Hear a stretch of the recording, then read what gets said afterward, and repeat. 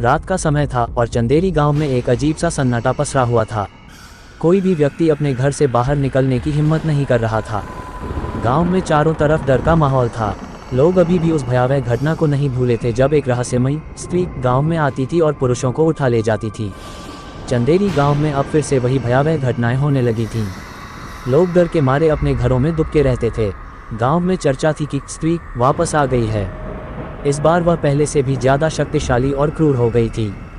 गांव के लोग अपनी जान बचाने के लिए अजीबोगरीब उपाय करने लगे। हर घर के दरवाजे पर ओ स्त्री कल आना लिखा जाने लगा ताकि वह उन्हें छोड़ दे। राघव, गांव का एक नौजवान जो कुछ साल पहले ही शहर से पढ़ाई करके गांव लौटा था, वह इन सब अंधविश्वासों पर यकीन नहीं करता था। उसे लगता था कि स्त्री की कहानी महज एक अफवाह है जो लोगों को डराने के लिए फैलाई गई है। लेकिन जब उसके दोस्त अर्जुन का अचानक गायब होना हुआ तो उसे समझ में आया कि शायद इसमें कुछ सच्चाई है। अर्जुन के गायब होने के बाद राघव के मन में भी डर बैठ गया था। उसने सोचा कि अगर स्त्री सच में वापस आ गई है तो उसे इसका कोई उपाय निकालना होगा। वह अपने दोस्तों के साथ मिलकर स्त्री के बारे में जानकारी जुटाने लगा।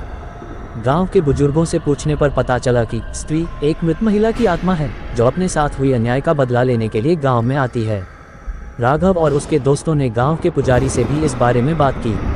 पुजारी ने बताया कि स्त्री की आत्मा को शांत करने के लिए एक विशेष पूजा करनी होगी, लेकिन ये पूजा करना इतना आसान नहीं था।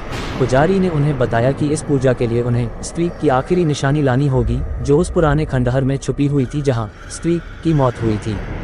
राघव और उसके दोस्त उस खंडहर में जाने का निर्णय करते हैं। रात के समय जब पूरा गांव सो रहा था, वे खंडहर की ओर निकल पड़े। खंडहर में घुसते ही उन्हें अजीब सी आवाज़ें सुनाई देने लगीं, जैसे कोई औरत रो रही हो। राघव ने अपने दोस्तों को हिम्मत दिलाई और वे आगे बढ़े। खंडहर में घुप अंधेरा था और हवा में एक अजीब सी ठंडक थी। अचानक उन्हें एक पुरानी दीवार के पीछे कुछ चमकती हुई दिखाई दी। पास जाकर देखने पर उन्हें एक पुरानी चूड़ी मिली, जिसे देखकर पुजारी ने बताया था कि यह स्त्री की आखिरी निशानी हो सकती है। राघव ने उस चूड़ी को उठाया और जैसे ही वह मुड़ा, उसने देखा कि उसके सभी दोस्त गायब हो चुके थे। वह अकेला रह गया था और खंडहर में एक भयानक आवाज़ गूंजने लगी, तुम मेरे पास क्यों आए हो? एक भूतिया औरत की आवाज़ सुनकर राघव की रीढ़ में सिहरन दौड़ गई। उसने तुरंत भागने की कोशिश की, लेकिन उसके पैर जकड़ गए। उसके सामने अचानक से एक धुंधली आकृति प्रकट हो गई। वह स्त्री थी। उसकी आंखें जलती हुई अंगारों की तरह चमक रही थीं। वह धीरे धीरे राघव की ओर बढ़ रही थी। राघव को समझ में नहीं आ रहा था कि क्या करे। वह जितना चिल्लाता, उसकी आवाज़ मानो उसी के अंदर गूंजती रहती। स्त्री ने राघव के पास आकर कहा, तुम मुझे रोक नहीं सकते। मैं हर उस पुरुष को सजा दूंगी जिसने मेरे साथ अन्याय किया। राघव ने कांपते हुए कहा, मैं यहाँ तुम्हें रोकने नहीं, तुम्हारी मदद करने आया हूँ। ये सुनकर स्त्री ठिठक गई। उसने राघव की आंखों में देखा और कुछ पल के लिए शांत हो गई। कैसे करोगे मेरी मदद? उसने पूछा। राघव ने कहा, मैं तुम्हारी आत्मा को मुक्ति दिलाना चाहता हूँ। तुम जिस भी कारण से भटक रही हो, मैं उसे पूरा करने की कोशिश करूँगा। स्त्री कुछ देर के लिए चुप रही, फिर उसने कहा, मुझे धोखा दिया गया था। मेरी हत्या की गई और मुझे बदनाम किया गया। मेरी आत्मा को न्याय चाहिए। अगर तुम सच में मेरी मदद करना चाहते हो तो मेरे हत्यारे को सामने लाओ। राघव ने हामी भर दी, लेकिन उसने सोचा कि यह कैसे संभव होगा। वह जैसे तैसे वहां से भागकर गांव लौट आया और अपने दोस्तों और पुजारी को सारी बातें बताई। अब राघव और उसके दोस्तों ने गांव के पुराने रिकॉर्ड्स और लोगों से पूछताछ शुरू कर दी। कई दिनों की मेहनत के बाद उन्हें पता चला कि स्त्री का असली नाम सविता था।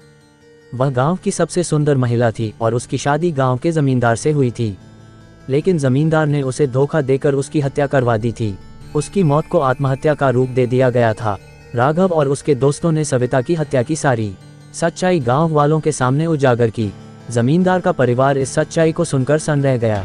गांव वालों ने जमींदार के परिवार से सवाल जवाब किए और अंत में सविता के आत्मा को न्याय मिला। राघव ने फिर से खंडहर में जाकर स्त्री से कहा, तुम्हारे हत्यारे को सजा मिल गई है, अब तुम्हें मुक्ति मिल जाएगी। ये सुनकर स्त्री की आंखों में आंसू आ गए। उसने कहा, तुमने मेरा बदला लिया, अब मैं शांति से जा सकती हूँ। और धीरे धीरे वह धुंधली आकृति गायब हो गई। खंडहर की ठंडक भी धीरे धीरे कम हो गई। राघव ने राहत की सांस ली और घर वापस आ गया। गांव में अब शांति थी। लोग अब बिना डर के रात को भी बाहर निकलने लगे थे। स्त्री की कहानी अब सिर्फ एक कहानी बनकर रह गई, लेकिन राघव जानता था कि वह सिर्फ एक कहानी नहीं थी, बल्कि एक आत्मा की मुक्ति की सच्चाई थी। राघव ने अपने जीवन का एक बड़ा सबक सीखा था, कभी भी किसी के साथ अन्याय नहीं करना चाहिए, क्योंकि न्याय की एक अलग ही शक्ति होती है जो किसी भी रूप में आ सकती है। गांव में अब कोई डर नहीं था, पर स्ट्रीक की कहानी गांव वालों के दिलों में एक गहरे सबक के रूप में हमेशा के लिए बस गई थी। इस तरह चंदेरी गांव में स्ट्रीक की वापसी का रहस्य भी सुलझ गया और गांव के लोगों को एक नई शुरुआत करने का मौका मिला। राघव को इस घटना के बाद भी चैन नहीं आया। उसे हमेशा लगता था कि कहीं न कहीं कुछ और भी है जो अभी तक सामने नहीं आया। उसने सोचा कि सविता की आत्मा को मुक्ति तो मिल गई, लेकिन उसके साथ हुए अन्याय का असर शायद और भी गहरा हो सकता है। राघव ने अपने दोस्तों से कहा, हमने सविता को मुक्ति दिलाई, लेकिन क्या हम सच में ये सुनिश्चित कर सकते हैं कि उसके जैसे किसी और के साथ यह अन्याय न हो? राघव और उसके दोस्तों ने फैसला किया कि वे गांव में महिलाओं के अधिकारों के लिए कुछ करेंगे। उन्होंने एक समूह बनाया जो महिलाओं को उनकी सुरक्षा, अधिकार और शिक्षा के बारे में जागरूक करने का काम करने लगा। गांव में महिलाओं की स्थिति धीरे धीरे सुधरने लगी। लोग अब अपनी बेटियों को भी शिक्षा देने लगे और गांव में एक नया माहौल बन गया। गांव के लोग अब राघव और उसके दोस्तों की इज्जत करने लगे। वे समझ चुके थे कि सिर्फ डर से ही नहीं, बल्कि समझदारी और साहस से भी समस्याओं का समाधान किया जा सकता है।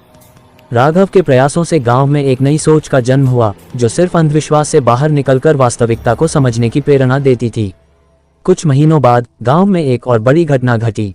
एक रात जब राघव और उसके दोस्त गांव की चौपाल पर बैठे थे, अचानक वहां एक बूढ़ी औरत आई। वह काफी कमजोर और थकी हुई दिख रही थी। उसने राघव से कहा, बेटा, तुमने सविता की आत्मा को मुक्ति दिलाई, लेकिन क्या तुम मुझे भी मुक्ति दिला सकते हो? राघव चौंक गया। उसने पूछा, आप कौन हैं और आपको किससे मुक्ति चाहिए? बूढ़ी औरत ने धीरे धीरे कहना शुरू किया, मेरा नाम रामकली है। मैं भी इस गांव की ही रहने वाली हूँ। मेरे पति ने मेरे साथ बहुत अन्याय किया और मेरी हत्या कर दी। मेरी आत्मा इस गांव में भटक रही है और मुझे मुक्ति चाहिए। राघव ने इस बार कोई वक्त गंवाए बिना पुजारी से इस बारे में बात की। पुजारी ने बताया कि जिस तरह सविता को न्याय मिला, उसी तरह रामकली की आत्मा को भी न्याय दिलाना होगा। राघव ने रामकली के बारे में गांव के लोगों से पूछताछ शुरू की। धीरे धीरे एक एक करके सच्चाई सामने आने लगी। रामकली की हत्या भी उसी जमींदार के परिवार ने करवाई थी जिसने सविता की हत्या की थी, लेकिन रामकली की हत्या को एक दुर्घटना का रूप दे दिया गया था ताकि कोई शक न कर सके। राघव और उसके दोस्तों ने रामकली की सच्चाई भी गांव वालों के सामने उजागर की। इस बार गांव के लोगों ने बिना देर किए जमींदार के परिवार को सजा दिलवाई। रामकली की आत्मा को भी मुक्ति मिली। गांव के लोग अब समझ चुके थे कि सविता और रामकली की आत्माएं इसलिए वापस आई क्योंकि उनके साथ अन्याय हुआ था। वे लोग अब इस बात को लेकर सजग हो गए थे कि किसी भी महिला के साथ अन्याय न हो। राघव ने महसूस किया कि यह सिर्फ शुरुआत थी। उसने और उसके दोस्तों ने गांव की सुरक्षा और महिलाओं की सुरक्षा के लिए और भी कदम उठाने शुरू कर दिए। गांव में महिलाओं के लिए शिक्षा और सुरक्षा के उपाय किए गए। धीरे धीरे चंदेरी गांव एक ऐसा उदाहरण बन गया जहां लोग अंधविश्वास को छोड़कर वास्तविकता की समझ रखते थे और हर किसी के साथ न्याय करते थे। राघव की इस पहल के बाद गांव के बुजुर्गों ने भी उसकी सराहना की। उन्होंने कहा, तुमने जो किया वह बहुत बड़ा काम है। तुमने गांव को सिर्फ स्त्री से नहीं बचाया, बल्कि यहाँ की महिलाओं को भी एक नई दिशा दी है। राघव मुस्कुराया और कहा, ये सब के प्रयास से ही संभव हुआ है। अगर हम सब मिलकर कोशिश करें तो कोई भी अन्याय हमें नहीं रोक सकता। चंदेरी गांव में अब स्त्री की कहानी सिर्फ एक भूतिया घटना नहीं रह गई थी। यह एक प्रेरणा बन गई थी कि कैसे अंधविश्वास और भय को समझदारी और साहस से हराया जा सकता है। राघव और उसके दोस्तों ने यह साबित कर दिया था कि बदलाव संभव है, बस उसके लिए हिम्मत और सही दिशा की जरूरत होती है। गांव में अब हर साल सविता और रामकली की याद में एक विशेष पूजा होती है, जिसमें गांव के लोग मिलकर उनके आत्माओं की शांति के लिए प्रार्थना करते हैं। ये पूजा अब एक परंपरा बन गई है जो हर किसी को ये याद दिलाती है कि न्याय सबसे बड़ा धर्म है और हर आत्मा को उसकी मुक्ति मिलनी चाहिए। इस तरह राघव की कहानी ने न सिर्फ स्त्री को एक नया अर्थ दिया, बल्कि चंदेरी गांव में एक नई उम्मीद भी जगाई। अब ये गांव एक आदर्श बन गया था जहां अन्याय और अंधविश्वास के लिए कोई जगह नहीं थी, और यही इस कहानी का सबसे बड़ा सबक था।